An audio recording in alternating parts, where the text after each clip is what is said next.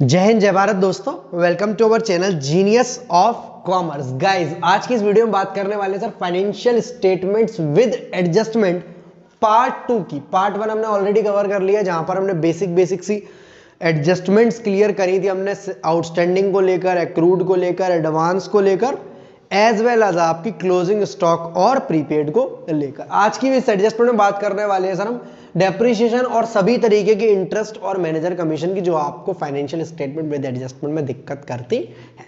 पहली एडजस्टमेंट बहुत important adjustment है sir, depreciation on fixed assets. मतलब डेप्रिसिएशन का चैप्टर तो हमने पढ़ा है, डेप्रिसिएशन की एंट्री तो हम जानते हैं, डेप्रिसिएशन कैलकुलेट तो कर पाते हैं, बट इस डेप्रिसिएशन का क्या होगा अगर ये डेप्रिसिएशन हमारा अकेला रह जाए, ट्रायल बैलेंस के बाहर देखे। मतलब एडजस्टमेंट वही होती है जो ट्रायल बैलेंस के बाहर देखे, ट्रायल बैलेंस के ऊपर या ट्रायल बैलेंस के नीचे। ये हमने लास्ट वीडियो में भी बात करी थी। जितनी भी टाइप के आपके एडजस्टमेंट है, इनका नाम ही एडजस्टमेंट तब होता है जब ये आपको ट्रायल बैलेंस के बाहर दिखती है। अगर ये ट्रायल बैलेंस के अंदर दिखती, दैट मींस इनकी जर्नल हो चुकी होती, इनका लेजर बन चुका होता और ये ट्रायल बैलेंस में दिख जाती थी। लाइक आपकी सैलरी दिखती है, कैपिटल दिखती है, कैश दिखता है, स्टॉक दिखता है, वो आपकी ट्रायल बैलेंस के अंदर इसलिए दिखती है बिकॉज उनकी एडजस्टमेंट हो चुकी होती है। बट इनकी नहीं होगी तो इनके संग क्या होगा सर डेप्रिसिएशन जब भी हम फिक्स्ड एसेट्स पर लगाएंगे तो सिंपल सी बात है, हमारी फिक्स्ड एसेट्स की वैल्यू को कम कर देता है। ये हमारी फिक्स्ड एसेट्स की वैल्यू को कम कर देता है क्योंकि ये लॉस है, क्योंकि ये नॉमिनल अकाउंट है, क्योंकि ये लॉस है, तो उसे हम प्रॉफिट एंड लॉस में डेबिट साइड शो करते हैं। तो यही सिंपल एडजस्टमेंट है कि डेप्रिसिएशन फिक्स्ड एसेट्स की सर प्रॉफिट एंड लॉस के डेबिट साइड में जाएंगे और टू डेप्रिसिएशन जिस भी एसेट पर होगा, प्लांट एंड मशीनरी पर होगा तो प्लांट एंड मशीनरी पर, फर्नीचर पर होगा तो फर्नीचर पर, बिल्डिंग पर होगा तो बिल्डिंग पर, इक्विपमेंट पर होगा तो इक्विपमेंट पर। मतलब जितनी भी तरीके की फिक्स्ड एसेट्स है, इनका डेप्रिसिएशन हम प्रॉफिट एंड लॉस में डेबिट करते हैं बिकॉज वो हमारा लॉस होता है। All losses are debited as per nominal account rule. और ये हमारी एसेट की वैल्यू को कम कर देता है। इसलिए हम जब बैलेंस शीट बना रहे होते हैं, financial statement with adjustment chapter की liabilities amount, assets amount balance sheet जब बनाते हैं तो एसेट साइड में से इस डेप्रिसिएशन वाले अमाउंट को माइनस कर हम एसेट की वैल्यू को कम कर देते हैं, जिसको आप रिटन डाउन वैल्यू या बुक वैल्यू भी बोलते हो। बताओ यहां तक मेरी छोटी सी बात समझ में आई या नहीं आई? अब मैं आपको थोड़ा सा कंफ्यूज करूंगा कि सर यही डेप्रिसिएशन अगर ट्रायल बैलेंस के अंदर दिया होता तो क्या आप करते? तब आप सिंपली इसको P&L में डालते, बट एसेट में से वैल्यू इसकी कम नहीं करते। क्यों नहीं करते? क्योंकि वो ऑलरेडी हो चुकी होती थी। मतलब एडजस्टमेंट में देने का मतलब ये है इसके दो तरीके से इसका काम होगा, इसकी दो डुअल एस्पेक्ट फॉलो होगा कि ये P&L में डेबिट तो होगी, पहले भी होती थी, बट ये एसेट की वैल्यू को भी कम करेगी क्योंकि अब तक इसकी जर्नल पास नहीं हुई, इसका लेजर नहीं बना और ये ट्रायल बैलेंस के अंदर ना दिखकर बाहर दिख रही है, तो ये आपकी फिक्स्ड एसेट्स की वैल्यू को कम करती है। समझ में आ रही है मेरी बात? बहुत सिंपल एडजस्टमेंट है यार। डेप्रिसिएशन जब भी दिया होगा फाइनेंशियल स्टेटमेंट विद एडजस्टमेंट में, एडजस्टमेंट्स में ट्रायल बैलेंस के अंदर नहीं, ट्रायल बैलेंस के बाहर, तो आप इसको P&L में डेबिट करेंगे इस डेप्रिसिएशन को और एसेट की वैल्यू में से इसे कम कर देंगे। बहुत सिंपल एडजस्टमेंट है, याद रखना। हर एक पर्टिकुलर ट्रांजैक्शन के साथ जो भी एडजस्टमेंट दिए उनके दो ट्रीटमेंट होंगे, या तो ट्रेडिंग में डेबिट होगी या P&L में, या ट्रेडिंग में क्रेडिट होगी या P&L में, और साथ ही साथ उसका एसेट लायबिलिटी में भी कुछ ना कुछ एड लेस होना होता है। डेप्रिसिएशन को कैलकुलेट करने का सिंपल तरीका है सर, कॉस्ट जो भी दी हो एसेट की, अगर बिल्डिंग दी है तो ट्रायल बैलेंस में से बिल्डिंग की वैल्यू देखो, प्लांट दिया तो ट्रायल बैलेंस से प्लांट की वैल्यू देखो, फर्नीचर दिया तो फर्नीचर, इक्विपमेंट दिया तो इक्विपमेंट। कॉस्ट देखो एसेट की, जो भी रेट दिया है डेप्रिसिएशन का उसका डिवाइड कर दो 100 से। अगर मंथ्स दिए, मतलब मशीन, बिल्डिंग, फर्नीचर, इक्विपमेंट, जो भी चीज अगर मिडिल ऑफ द ईयर में खरीदी गई है, ड्यूरिंग द ईयर खरीदी गई है, लाइक 1 अक्टूबर को खरीदी है, तो आप अक्टूबर, नवंबर, दिसंबर, जनवरी, फरवरी, मार्च 6 महीने का लगाएंगे। अगस्त में खरीदी है तो 8 महीने का लगाएंगे। 31 दिसंबर को खरीदी है तो 3 महीने का लगाएंगे। तभी लगाएंगे जब आपको ऐसी इंफॉर्मेशन देगा, अदरवाइज आप पूरे साल का लगाते हैं। एक एडजस्टमेंट में 4 से 4.5 मिनट लगाती हूँ कि सारी बातें फिर दोबारा हमारे इंटरेस्ट में काम में आएंगी। तो सर पॉइंट नंबर 2 है इंटरेस्ट ऑन लोन। कभी हमारा लोन का इंटरेस्ट बकाया रह जाए, हम पे नहीं कर पाए और ये चीज ट्रायल बैलेंस के अंदर ना होकर ट्रायल बैलेंस के बाहर दे दे, दैट मींस इसकी भी जर्नल नहीं बनी, इसका भी लेजर नहीं बना, इसलिए ये भी ट्रायल बैलेंस के अंदर ना दिखकर बाहर दिख रहा है। तो इस एडजस्टमेंट को हम कैसे करेंगे? बहुत सरल चैप्टर है, बहुत ज्यादा, अगर आप समझ कर पढ़ते हो। सर सेम चीज, इंटरेस्ट ऑन लोन भी हमारा एक एक्सपेंस है। All expenses are debited as per nominal account rule. तो जैसे आपने डेप्रिसिएशन को P&L की डेबिट साइड में शो किया है, ऐसे ही आप इंटरेस्ट ऑन लोन को भी P&L की डेबिट साइड शो करते हो। सेम है, बिल्कुल एग्जैक्ट सेम है। इंटरेस्ट ऑन लोन को भी इसको भी आप P&L की डेबिट साइड शो करते हो, टू इंटरेस्ट ऑन लोन या to outstanding interest on loan, मतलब इस लोन पर अभी तक इंटरेस्ट दी नहीं गई है, आप कैलकुलेट कर उसको P&L में डेबिट साइड डालते हैं। बट सर आउटस्टैंडिंग लोन की इंटरेस्ट या आउटस्टैंडिंग इंटरेस्ट ऑन लोन तो सर लाइबिलिटी होता है, वर्ड ही आउटस्टैंडिंग है। हाँ सर वर्ड ही आउटस्टैंडिंग है, अगर आप ऐसे समझोगे तो फिर आप सैलरी में आउटस्टैंडिंग सैलरी क्यों जोड़ते थे, आप वेजेस में आउटस्टैंडिंग वेजेस क्यों जोड़ते थे, आप कमीशन में आउटस्टैंडिंग कमीशन क्यों जोड़ते थे? याद करो सर, ये वो इंटरेस्ट है जो अभी पे नहीं किया, क्योंकि पे कर दी होती तो ट्रायल बैलेंस के अंदर पहुंच गई होती मेरे दोस्त, इसलिए ये पे नहीं किया। P&L में ये खर्चा है हमारा, P&L के डेबिट साइड में to interest on loan outstanding या आउटस्टैंडिंग इंटरेस्ट ऑन लोन के नाम से शो करेंगे। साथ ही साथ क्योंकि एडजस्टमेंट है तो दो बात काम होंगे इसके, एक तो हो चुका P&L में डेबिट, दूसरा बैलेंस शीट बनाते समय लायबिलिटीज साइड में हम इसको आउटस्टैंडिंग इंटरेस्ट के नाम से शो करेंगे, बिकॉज ये अब तक पे नहीं की गई है। कहां पर? बैलेंस शीट में हम इसको लायबिलिटीज साइड शो करेंगे आउटस्टैंडिंग इंटरेस्ट के नाम से, क्योंकि अब तक पे नहीं किए। सेम कॉन्सेप्ट है, जिस तरह हमने डेप्रिसिएशन निकालने के लिए कॉस्ट ऑफ एसेट ली थी, इंटरेस्ट ऑन लोन निकालने के लिए अमाउंट ऑफ लोन ढूंढेंगे। Amount of loan trial balance में देखेगा मैं क्रेडिट साइड में, रेट ऑफ इंटरेस्ट आपको दी होगी अपॉन 100 कर लेंगे। मंथ्स अगर है सेम चीज, अगर लोन आपने 1 अक्टूबर को खरीदा तो 6 महीने के इंटरेस्ट, लोन आपने 1 जनवरी को लिया तो 3 महीने के इंटरेस्ट, लोन के आगे कोई भी डेट नहीं दी है तो पूरे साल के इंटरेस्ट लगाकर आप इंटरेस्ट ऑन लोन निकाल देते हैं। बहुत सिंपल एडजस्टमेंट है, सेम डेप्रिसिएशन जैसी है, कुछ भी अलग नहीं है सर। वो भी P&L में डेबिट होता है डेप्रिसिएशन के नाम से, या भी P&L में डेबिट होगी इंटरेस्ट ऑन लोन या आउटस्टैंडिंग इंटरेस्ट ऑन लोन के नाम से। वो एसेट में से कम होता है क्योंकि उसकी एसेट है, बिल्डिंग प्लांट मशीनरी फर्नीचर, इसकी एसेट नहीं है तो ये लायबिलिटी साइड शो होता है बैलेंस शीट में आउटस्टैंडिंग इंटरेस्ट ऑन लोन के नाम से। बहुत सिंपल एडजस्टमेंट थी। नेक्स्ट एडजस्टमेंट पर चल रहा है इंटरेस्ट ऑन कैपिटल। जिस तरह इंटरेस्ट ऑन लोन है उसी तरह हम इंटरेस्ट ऑन कैपिटल निकालते हैं, सेम कॉन्सेप्ट है। इंटरेस्ट ऑन कैपिटल भी हमारा एक्सपेंडिचर होता है। देखो बेसिकली क्या होता है, जो फर्म का ओनर होता है वो पैसा लगा के बैठा होता है। स्टार्टिंग में याद होगी cash account debit to capital वाली entry, business started with cash वाला ट्रांजैक्शन, उस समय पर वो पैसा लगाता है बिजनेस में, उसको बोलते हैं कैपिटल। वो अपने ही बिजनेस से इंटरेस्ट मांगता है, ऐसे करके ला बिजनेस मुझे इंटरेस्ट दे दे, ऐसे करके इंटरेस्ट मांगता है। दैट मीन्स बिजनेस के लिए वो खर्चा है या नहीं है। कहने को ओनर बिजनेस एक ही चीज है, but separate legal entity concept इनको अलग करता है। याद होगा आपको, separate legal entity concept, firm अलग, ओनर अलग, बिजनेस अलग, बिजनेसमैन अलग।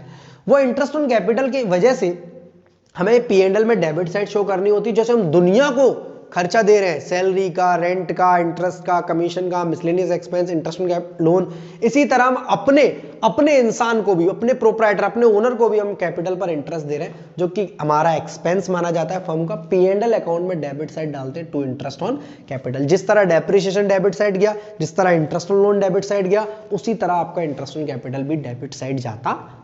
यहां तक मेरी बात आराम से समझ में आ रही होगी। सर इसके संग क्या करेंगे? क्या इसे भी हम लायबिलिटी साइड शो करेंगे जैसे ये किया, या इसे भी हम एसेट में से कम करेंगे? नहीं सर, ये इसका तो दोस्त है ना कैपिटल। जितनी भी रिलेटेड एडजस्टमेंट कैपिटल से होंगी, capital, drawings, interest on capital, interest on drawings, वो कैपिटल के पास जाएंगी। तो बैलेंस शीट में कैपिटल नाम की चीज है, उसमें ये इंटरेस्ट ऑन कैपिटल आपकी जुड़ जाती है। सर ये बात तो आपने बता दी जुड़ जाती है, बट क्यों जुड़ती है ये और बता दो, क्यों जुड़ती है ये भी और बता दो। 1 मिनट के लिए कोई बच्चा मुझे इंटरेस्ट ऑन कैपिटल की एंट्री बता पाएगा क्या? सर हमें याद आ रही है interest on capital account debit to capital. क्या? Interest on capital account debit to capital. एक बार और बोलो, interest on capital account debit to capital. To capital बेटा क्या हो रहा है? क्रेडिट हो रहा है ना, हो रहा है ना, क्रेडिट हो रहा है ना। दैट मीन्स कैपिटल का अमाउंट बढ़ रहा है, दैट मीन्स कैपिटल का अमाउंट बढ़ रहा है। जो बच्चे अकाउंटिंग क्वेश्चन बहुत अच्छे से करके आए उनको भी याद होगा, कैपिटल का अमाउंट बढ़ रहा है, कैपिटल का अमाउंट बढ़ रहा है, इसलिए हमने इंटरेस्ट ऑन कैपिटल को वहां जोड़ दिया। बहुत सिंपल एडजस्टमेंट है, बस याद रखनी है आपको कि ये सर हमारी लायबिलिटी साइड में अलग से शो नहीं होती, ये सर हमारी किसी एसेट में से माइनस नहीं होती, ये सर हमारी कहीं एसेट में शो नहीं होती भाई। इंटरेस्ट ऑन कैपिटल कैपिटल में जाकर जुड़ जाती है, इंटरेस्ट ऑन कैपिटल कैपिटल में जाकर जुड़ जाती है, क्योंकि ये हमारी कैपिटल के बैलेंस को बढ़ा देती है। सिंपल सा समझो, आपके बैंक में आपके 10,000 रुपए हैं खाते में, और बैंक ने आपको इंटरेस्ट दिया, तो आपका पैसा बढ़ेगा नहीं बढ़ेगा? 200 रुपए का इंटरेस्ट दिया, 2,200 हो जाएंगे, या आपको अलग से फोन करके बुलाएगी आओ 200 रुपए ले जाओ, वो आपके खाते में ही जोड़ देती है। सिंपली हम लोग कैपिटल में इंटरेस्ट ऑन कैपिटल भी जोड़ देते हैं। कैपिटल का अमाउंट आपको ट्रायल बैलेंस के अंदर दिया होगा, उस पर आप rate of interest upon 100 months दिए हैं तो लगाएंगे, नहीं दिए तो सिंपली इसमें साल भर की इंटरेस्ट चार्ज की जाती है या प्रोवाइड की जाती है।